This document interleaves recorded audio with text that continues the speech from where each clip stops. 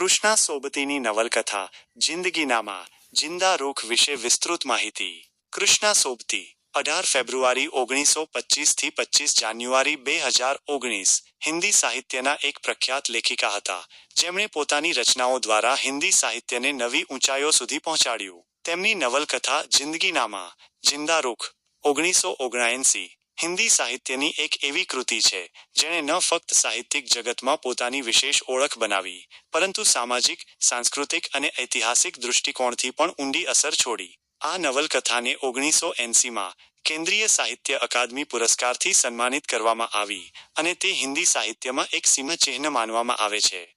જિંદગીનામા એક મહાકાવ્યાત્મક નવલકથા છે જે પંજાબના એક ગામની વાર્તાને ગૂંથે છે, જેમાં સામાન્ય જનજીવન, સામાજિક સંરચના, સાંસ્કૃતિક મૂલ્યો અને ઐતિહાસિક પરિવર્તનોને જીવંત સ્વરૂપમાં ચિત્રિત કરવામાં આવ્યા છે. આ નવલકથા પોતાની ભાષા, શૈલી અને ઊંડી સંવેદનશીલતા માટે જાણીતી છે. આ લેખમાં જિંદગીનામાના કથાનક, પાત્રો, થીમ, ભાષા શૈલી, સામાજિક સંદર્ભ અને સાહિત્યિક મહત્વ પર વિસ્તારથી ચર્ચા કરવામાં આવશે. કથાનકનો સાર. જિંદગીનામા જિંદા રૂખ 20મી સદીની શરૂઆતમાં પંજાબના એક કાલ્પનિક ગામ શાહપુર ની આસપાસ ફરે છે. આ નવલકથા એક સામૂહિક કથા છે, જેમાં ગામના વિવિધ પાત્રોની વાર્તાઓ એકબીજા સાથે જોડાય છે અને તેમના માધ્યમથી પંજાબી ગ્રામીણ જીવનનું જીવંત ચિત્ર ઉભરે છે. નવલકથાનું કથાનક ફક્ત એક વ્યક્તિની વાર્તા નથી, પરંતુ તે એક સમગ્ર સમુદાયની સાંસ્કૃતિક, સામાજિક અને ઐતિહાસિક યાત્રાને દર્શાવે છે. નવલકથાની વાર્તા 1900ના દાયકાની શરૂઆતથી લઈને ભારત-પાકિસ્તાનના ભાગલા સુધીના સમયને આવરી લે છે.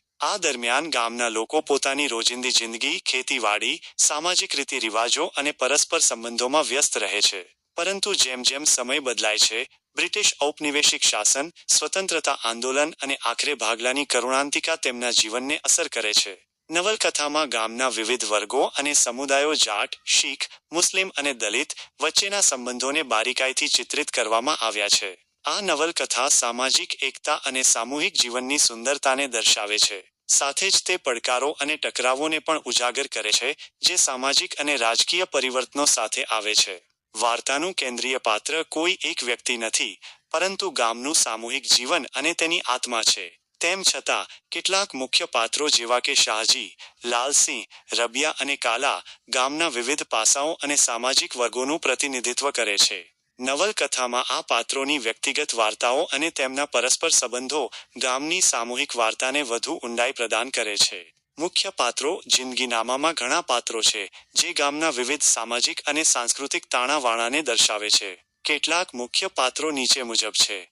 શાહજી, ગામના એક પ્રભાવશાળી અને સન્માનિત વ્યક્તિ જે ગામની સામાજિક અને આર્થિક વ્યવસ્થામાં મહત્વપૂર્ણ ભૂમિકા ભજવે છે. તેઓ ગામના સામૂહિક જીવનના પ્રતીક છે અને વિવિધ સમુદાયો વચ્ચે મધ્યસ્થી કરે છે. લાલસિંહ, એક જાટ ખેડૂત જે મહેનતુ અને સ્વાભિમાની છે. તેનું ચરિત્ર પંજાબી ગ્રામીણ જીવનની મહેનત અને આત્મસન્માનને દર્શાવે છે. રબિયા, એક મુસ્લિમ મહિલા જે પોતાની બુદ્ધિમત્તા અને સંવેદનશીલતા માટે જાણીતી છે. તે ગામમાં ધાર્મિક અને સાંસ્કૃતિક સહ-અસ્તિત્વનું પ્રતીક છે. કાલા, એક દલિત પાત્ર જે સામાજિક ભેદભાવનો સામનો કરે છે, પરંતુ પોતાની મહેનત અને લગનથી ગામના જીવનમાં યોગદાન આપે છે. તેનું ચરિત્ર સામાજિક અસમાનતા અને સંઘર્ષને ઉજાગર કરે છે. અન્ય પાત્રો.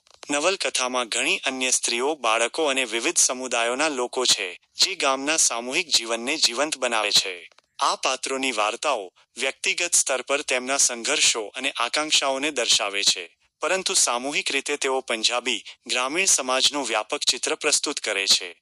મુખ્ય થીમ્સ. જિંદગીનામાં ઘણી મહત્વપૂર્ણ થીમ્સને સ્પર્શે છે જે તેને એક સમૃદ્ધ અને વિચાર-પ્રેરક કૃતિ બનાવે છે. સામૂહિક જીવન અને એકતા.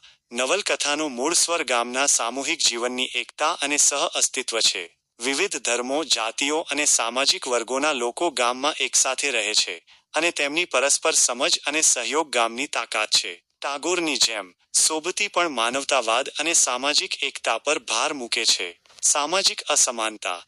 નવલકથામાં જાતિ અને વર્ગ આધારિત અસમાનતાઓને બારીકાઈથી ચિત્રિત કરવામાં આવી છે. દલિત પાત્રોના સંઘર્ષ અને તેમની સાથે થતા ભેદભાવને સંવેદનશીલતાથી દર્શાવવામાં આવ્યા છે. આ થીમ સામાજિક સુધારની જરૂરિયાત પર ભાર મૂકે છે. ઐતિહાસિક પરિવર્તન. નવલકથા બ્રિટિશ શાસન, સ્વતંત્રતા આંદોલન અને ભાગલા જેવા ઐતિહાસિક પરિવર્તનોની અસરને દર્શાવે છે. આ પરિવર્તનો ગામના સામાજિક તાણાવાણાને અસર કરે છે અને સામૂહિક એકતાને પડકારે છે. સ્ત્રી જીવન. સોબતીએ નવલકથામાં મહિલા પાત્રોને વિશેષ મહત્વ આપ્યું છે.